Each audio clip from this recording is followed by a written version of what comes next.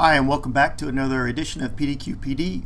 Today I want to show you a feature that rolled out in Google Drive sometime in the spring, but you may just now be seeing it and wondering what it's all about, and that is something called the priority page. And this is a default you can set in your Drive that has a couple of features that you may be interested in. The first here is at the top. It shows recently or frequently accessed documents up here at the top. So if there's something that you get into all the time, it puts it kind of there at your fingertips so you can get right to it. And then down here there's another feature that is called workspaces, and that allows you to kind of put collections of frequently accessed documents in a place together. So before I show you what workspaces are all about, if you want to set this as your default in Drive, or if it is your default and you want to turn it off, the way you do that is go up here to your settings gear in the upper right, click on settings, and then under suggestions, the third box is make priority my default home page. If that is checked, priority will be your default page. If you uncheck it, it will not be your default page. So let's go back to the priority page and let's take a look at the workspace.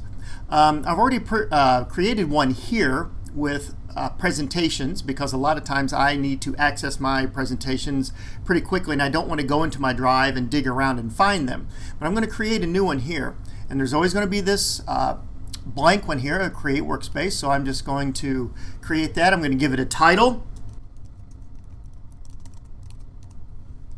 and I'm going to call this walkthroughs, because I often get requests for how do you log into something, or how do you do a particular feature of a particular program, and I have some walkthroughs for that. And rather than dig into my Drive and have to search for them, I can put them in one place. So when I create that walkthrough workspace, this comes up, and this isn't the file I want, but I'm going to go to choose other files, and here in the sidebar my Drive will open up, and I have a folder called walkthroughs. So I'm going to find that folder.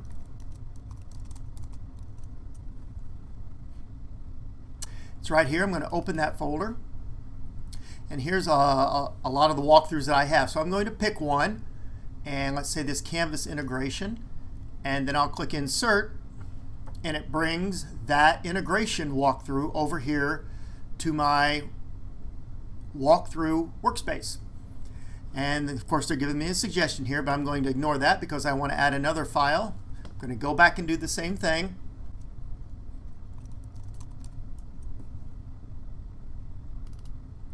And I'm going to choose a different file this time.